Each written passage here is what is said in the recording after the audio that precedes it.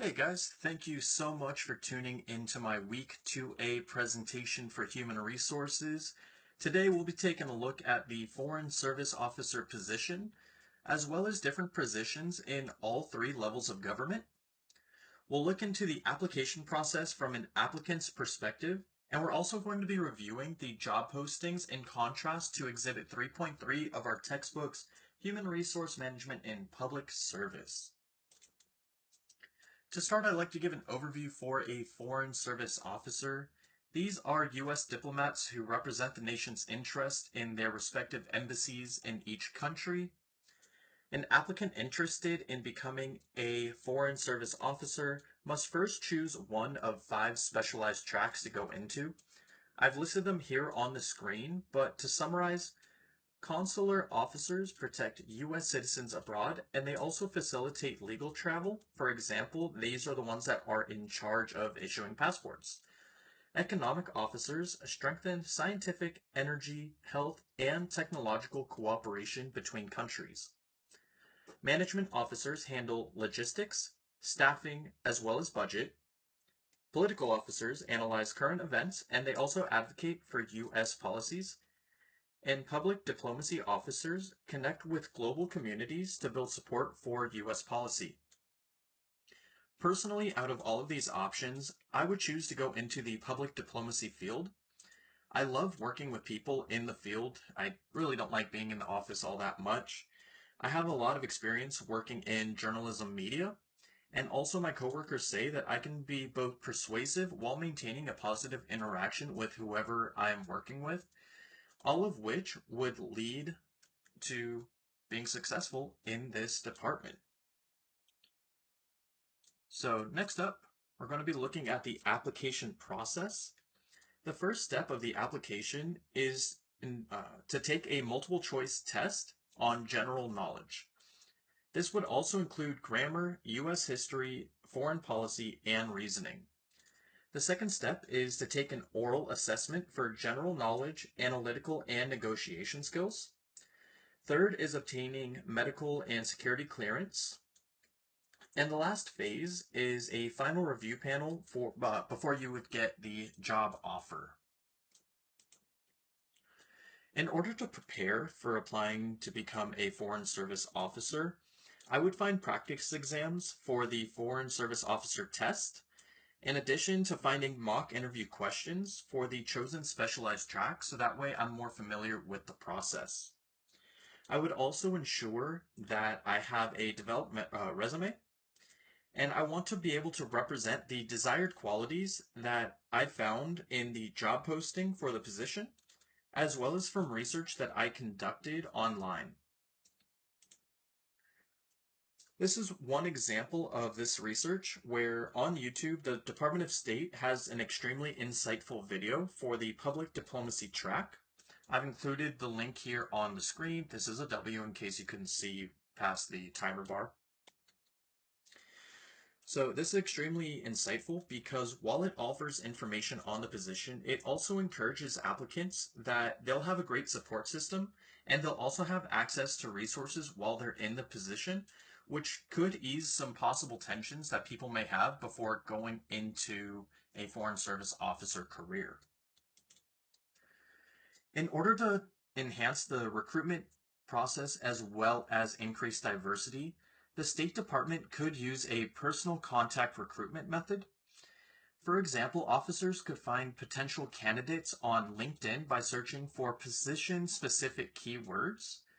And they could also include internships, and this is a great way to be able to enhance the recruitment pool, as it creates a large pipeline for potential employees who will now already have the experience before they are offered the position.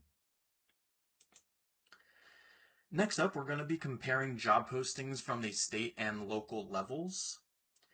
And for this, we're actually going to be looking at the Human Resource Analyst position. And we're going to be looking at this position from the local level, which could have been found on governmentjobs.com. And if you click on this link, it would actually take you to the city of Corona, who is currently hiring for a human resource analyst. And also, let me move this up slightly.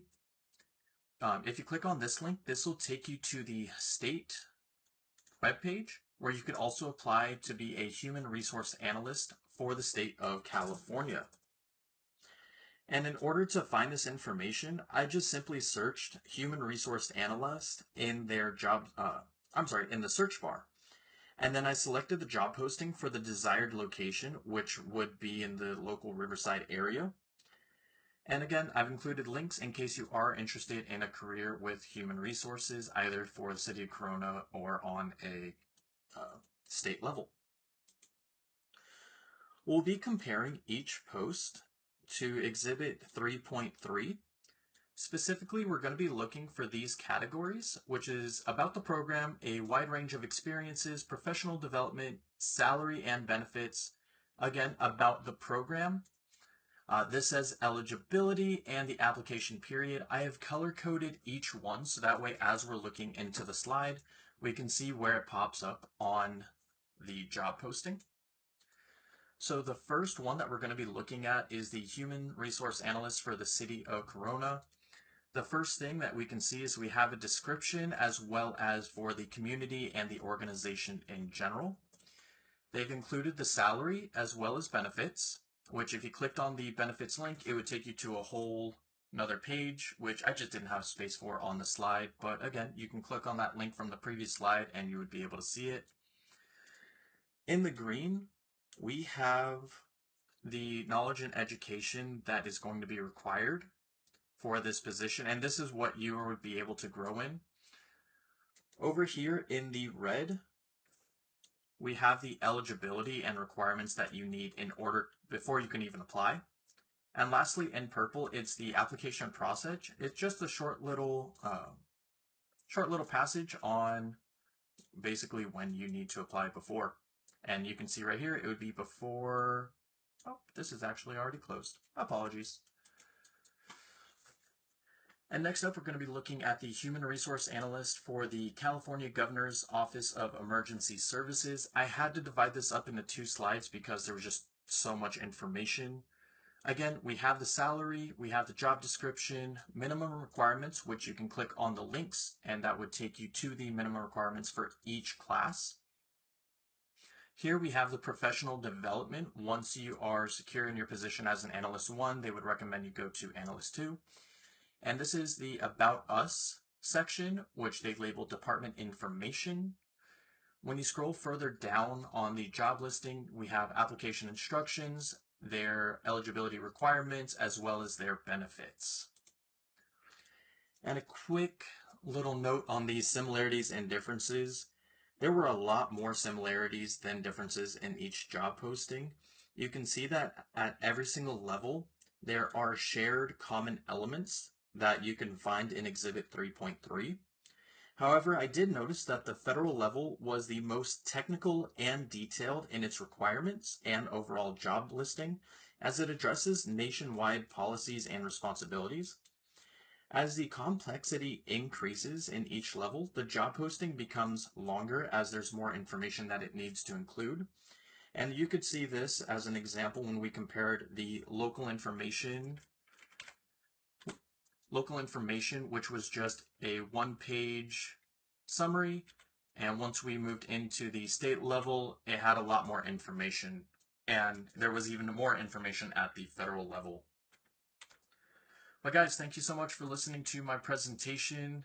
I really appreciate any feedback that you guys leave, and I look forward to listening to y'all's presentations and comparing the similarities and differences. Y'all have a great day.